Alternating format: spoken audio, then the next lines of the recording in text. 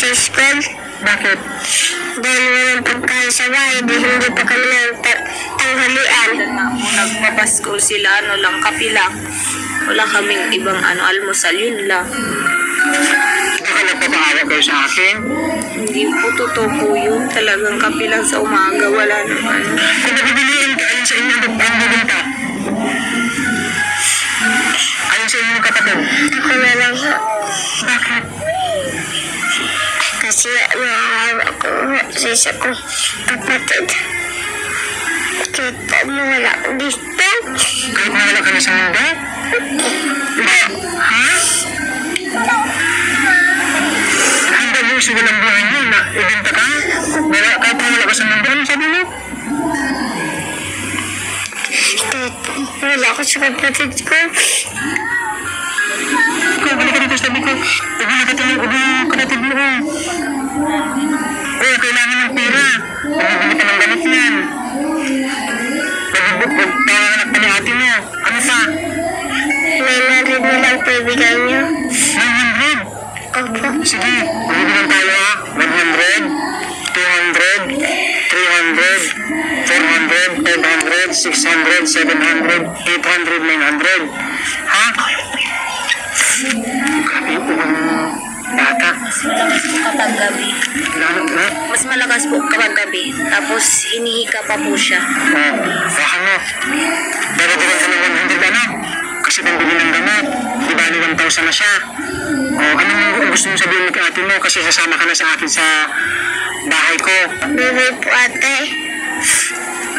Babay daw. Tingin kayo ate mo, tingin kayo ate mo. Tayo. Magpaalam ka na kay ate mo ha? Ano ba tingin ka lang?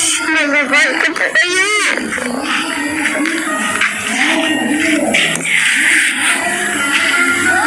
Sabihin mo kayo gusto sabihin kay ate mo. Kasi sa halagang 900 pesos, ibibenta mo yung sarili mo. Anong gagawin mo sa pera ni ate mo? 900? Mag-ikat ko po kayo. Ano pa? Ano pang gusto mo sabihin kay ate mo? Mag-ingat siya. Buntis kasi si ate mo. Gusto niya sanang umuwi sa Manila sa asawa niya. Kaso, kayo na lang dito. Sigurado ka na 100 pesos? Ha? Opo. Magkano ulit? Tanongin kita, magkano ulit yung bili ko sa'yo? 100 po. 900? Bigyan mo na kay ate mo. Opo mag-iwan po kami palagi. Bakit ka umiiyak? Kasi po wala po ako sa ate ko po at sa tagal ko po bunso. Sa kapatid mong bunso? Anong bunso? Ayun po. Sa anong gusto mong abilin kay bunso? Nakaalis ka na kasi. Papa mo po. Papa mo po.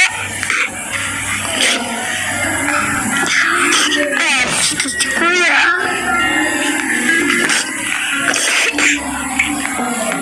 Sige, magkano ang gusto mo dagdag ko pambili ng gamit ni bunso mo? Kaya ito, sa'yo na natin itong mga pera ko dito ha? Ibigay mo pambili ng gamit sa kapatid mo ha?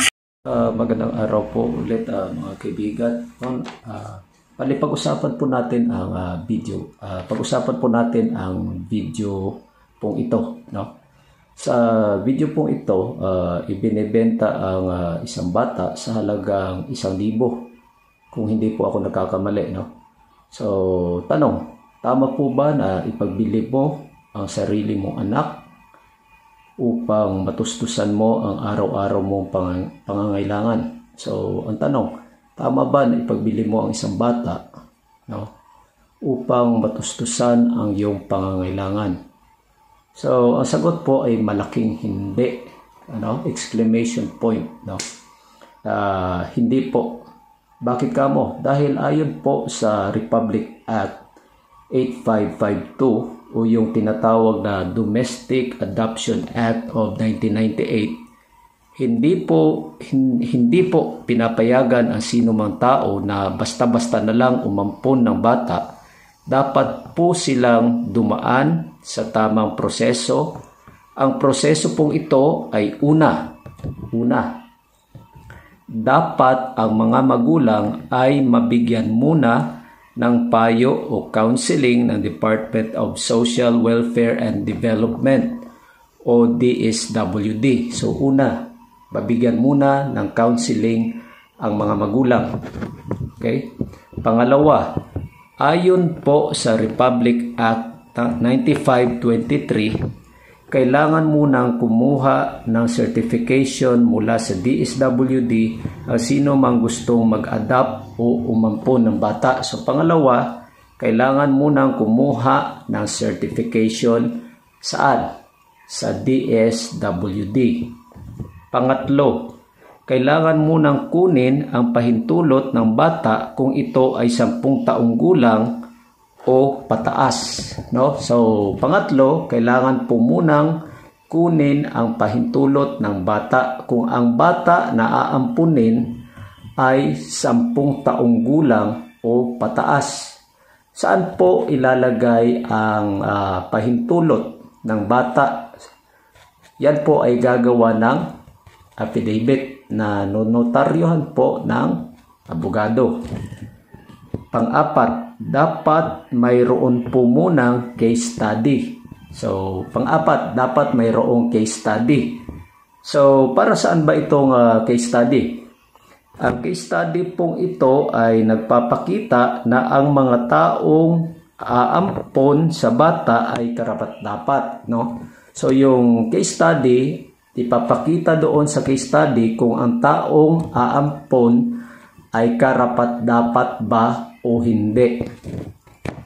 Pagkatapos po ng case study, ang DSWD ay magbibigay ng certification o clearance na ang bata ay pwede nang ampunin. Tandaan po, tanging lisensyadong social worker po lamang ang pwedeng gumawa ng case study.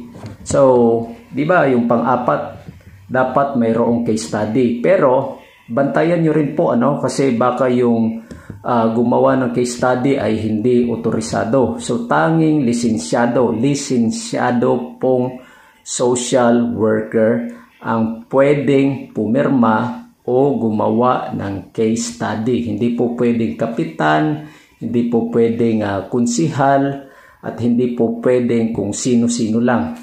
Okay po? Panglima, dapat munang bigyan ng korte ang mga taong gustong umampon ng 6 na buwan na pagsubok na kung saan titira ang bata sa bahay ng mga taong aampon sa kanya.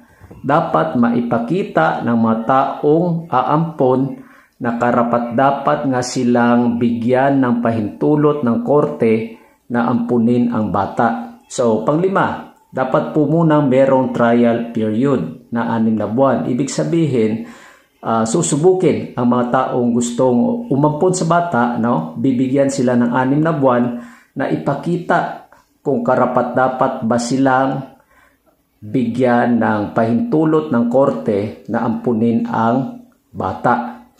So, panghuli, gagawan po ng korte, no, ang mga taong gustong umampon sa bata, no, ng adoption decree o pahintulot, no. So, kung nakita ng korte, karapat-dapat ang mga taong ito na ampunin ang bata, no, kaya nilang ibigay ang mga pangangailangan ng bata, material, emosyonal, psychological at iba pa, no. Ibig sabihin, ikabubuti ng bata na ampunin siya, no, ng mga taong ito, no. Ibig sabihin, maibibigay ng mga taong ito ang pangangailangan ng bata at talagang karapat-dapat sila na magsilbi bilang mga bagong magulang ng mga bata o ng bata na aampunin. Gagawaran na ng korte, no, ang mga taong ito na nagpakita ng maganda at maayos na pakikitungo sa bata. Bibigyan na sila ng ng adoption decree. Ibig sabihin, pwede na nilang ampunin ang bata. Okay? So, pero sa video ito, no, so masasabi natin yung sa video ito, ang nilabag ay yung yung ano ba yun, yung Republic Act 8552 o yung tinatawag na Domestic Adoption Act of 1998, no? Kasi sa tingin natin parang inaampon niya yung isang bata, no? So pwedeng yun ang kanyang nilabag. Pero pwede ring nilabag niya yung Republic Act 9208 or human trafficking, no? Kasi kung binili niya yung bata para gamitin niya sa kahalayan, no? Talagang malalabag niya yung Republic Act 9208 o yung Human Trafficking Act, no? So sa kabilang banda, kung ang pagbenta ng bata ay para gamitin ang bata sa kahalayan o kabastusan, maaari pong kasuhan ng human trafficking. Qualified human trafficking. Ang sinong pwedeng kasuhan ng qualified human trafficking? Yung magulang at yung bumili ng bata, no? So, ang human trafficking po ay Republic Act 9208. Ang parusa po sa mga magulang na nagbenta ng kanilang anak na minor de edad, no, ay life imprisonment o reklusyon perpetua. At may multa na 2 milyong piso hanggang 5 milyong piso.